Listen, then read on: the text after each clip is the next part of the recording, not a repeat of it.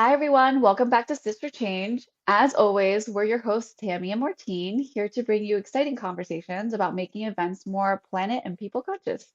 As mentioned in a previous episode, I am a proud Disney adult and I have no shame. And today's episode is extra special because we're diving deep into Disney's sustainability efforts. And yes, we're going to tackle everything from waste management to accessibility. And spoiler alert, it's going to be magical, but also eye-opening. Yay! As you can see, I'm already dressed for this occasion. You are so cute, Tammy. I have to say it. I'm a big Disney fan too, but I'm actually more excited to peel back the layers because Disney is so iconic and recognized as a worldwide brand, no doubt about it. But with great influence comes great responsibility, right? They've made some notable strides in sustainability, but as with any major corporation, there's always room for improvement and maybe even some controversy. I love that you brought up the responsibility aspect, Martine. Also love the subtle reference to Spider-Man there. Um, because of Disney's reach, they really do have a huge opportunity to make a real difference. It's exciting, but also a huge challenge, right? Oh, of course. Even if you think about the growth of the business itself, Disney was founded in 1923 and they started by producing cartoons that were loved by kids and adults alike. Totally. A lot time has passed since then, and we've seen them through the acquisition of Pixar in 2006, Marvel in 2009. Disney's really expanded their portfolio of content to even R-rated movies like Deadpool. It's super excited to see such a large company grow and change with the times. Exactly. So, we're going to take a closer look at some of those changes in growth, specifically from a global perspective on Disney's sustainability efforts. How are they performing across their parks and operations worldwide? How are they addressing challenges and where do they still fall short? Yay! I'm super excited. This is going to be, like I said, magical, but also honest conversation because we're both super passionate fans and we do also have our personal opinions on some of these topic areas, but we'll make sure to distinguish the facts from our personal opinions. Thanks for that, Tammy. Also, there is so much to cover about this case study, so we'll divide it into two parts. Be sure to join us for part two next week. Now, let's start with the environmental aspect first because Disney has made some astounding commitments in that area. Take it away, Tammy. Happy to. Disney's sustainability goals are super ambitious, and quite honestly, I think it's super inspiring to see how far they've already come. For example, they're aiming for net zero greenhouse gas emissions in their direct operations by 2030. Walt Disney World in Florida is a great example. They've got this massive 270-acre solar farm that generates enough energy to power two out of their four theme parks. That's like taking 10,000 cars off the road every year. That's incredible. And over on this side of the pond, Disneyland Paris is also investing in renewable energy. By the end of 2023, they had built Europe's biggest solar canopy, which is huge. The canopy covers 11,200 parking spaces, and cars, camper vans, and buses all fit underneath it. And it's not just for energy, it's also give visitors some shade and protection from the sun, rain, or snow. This massive solar setup generates enough energy every year to power a small town, like one with 17,400 people. It's also going to help cut down on carbon emissions by about 890 tons of CO2 every year in the area. Pretty impressive, right? Super. Yeah. Those are great examples. However, things are a little bit different in Tokyo Disneyland and Disney Sea because they're operated by the Oriental Land Company under a licensing agreement. They've done things like add energy efficient lighting and improve waste sorting, but they're not aligned with Disney's big sustainability goals quite yet. I see. It's so cool to see Disney leading the charge with energy transition. But what about the other side of the sustainability coin, like water conservation? I know water management is a big deal, especially at parks like Disneyland in California, where droughts are a big deal.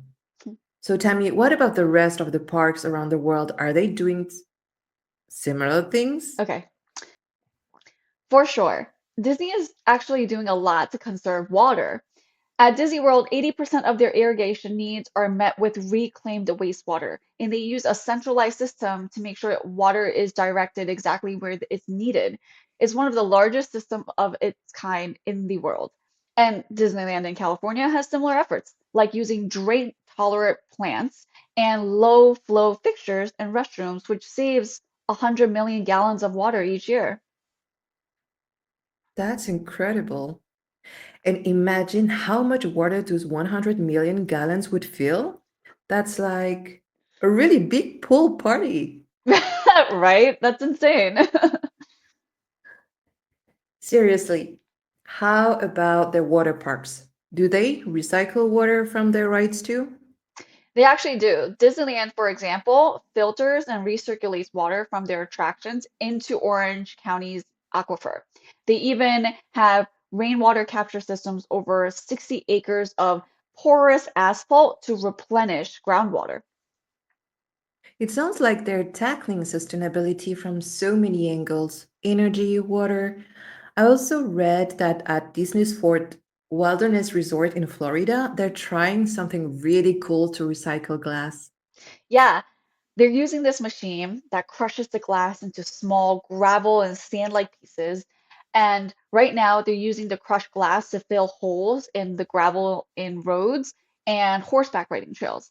But in the future, I think it could be used for all kinds of things around Disney World, like road beds, golf course bunkers, drainage systems, and more.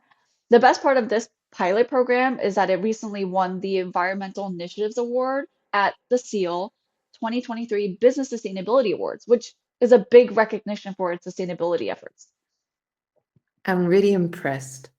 It seems like they're taking a very holistic approach to sustainability, thinking about it from all angles. I just wonder how much of this guests actually notice during their visit.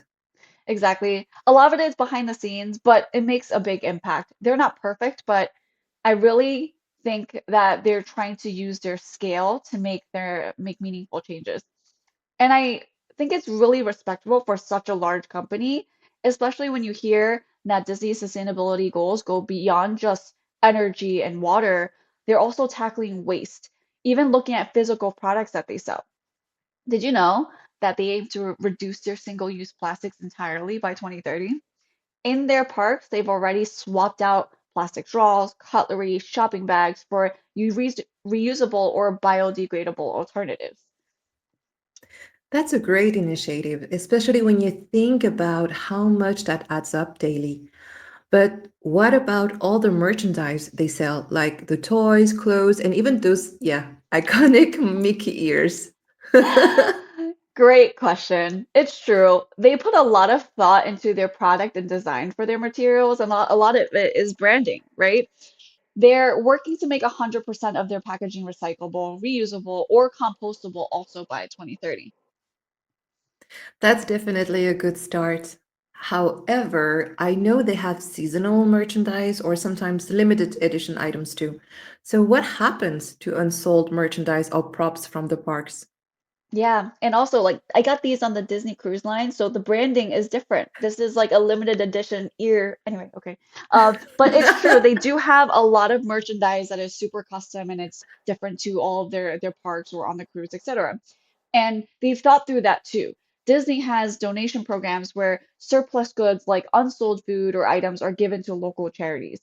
They also repurpose a lot of things, like props and set pieces often get reused across all of their parks, even in their movies.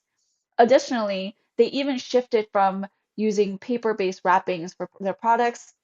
I'm sorry, I meant they've shifted to using paper-based wrappings for many of their products instead of plastic.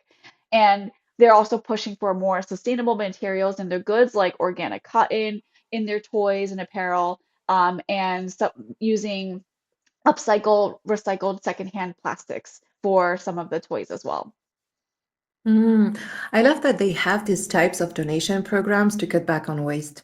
However, whenever I hear about big companies like Disney donating to charities, I always get a bit skeptical because on the surface, it's great that they're supporting charities, but sometimes I wonder, is it really about helping people or is it more about getting those tax breaks and boosting their image?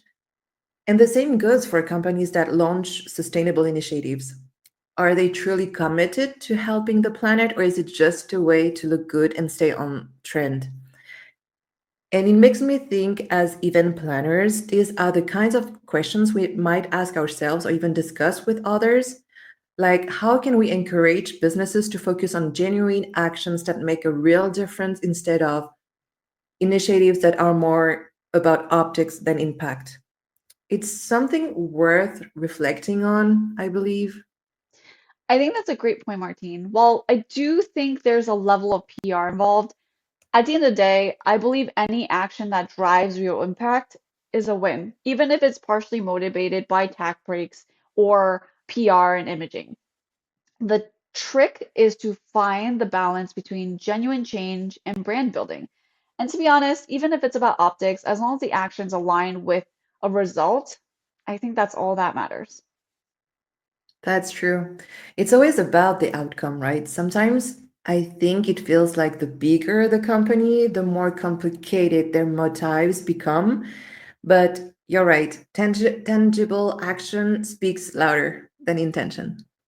Absolutely. And I personally think it's a bit unrealistic to expect a company to like willingly want to donate $5,000 to a charity because they care about the charity instead of getting the tax breaks.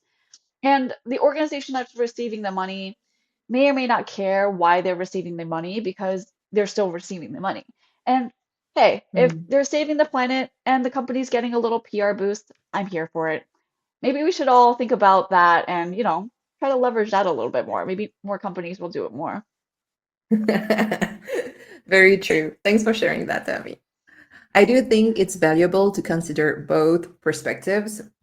Going back to the theme of reducing waste, I also read that Disneyland Paris started recycling the torn or damaged costumes worn by their 18,000 cast member. I didn't know that number. To create insulating wires of felt. And in 2022-2023 alone, they recycled about 15 tons of costumes, which is about almost 33,000 pieces. It's super cool that they're doing all that. Maybe one day they'll sell them. I mean, like, how cool if they had like buy your own Disney costume event and I could finally get my own Minnie Mouse costume for a discount. I mean, like, I don't really care if it's a little bit worn. I can totally see you rocking that. Maybe we'll start a trend. We should. Yeah. Disney, if you're watching, and it's and it's not just the costumes. So they have also been partnering with a nonprofit called Sapo Cycle to recycle used soaps from its hotel since April 2022. And during the first year of this program, 2.5 tons of soap had been collected from the hotels before being recycled and redistributed to around 5,600 households around France. I personally love seeing these efforts they're making to reduce their environmental impact while still keeping the experience magical.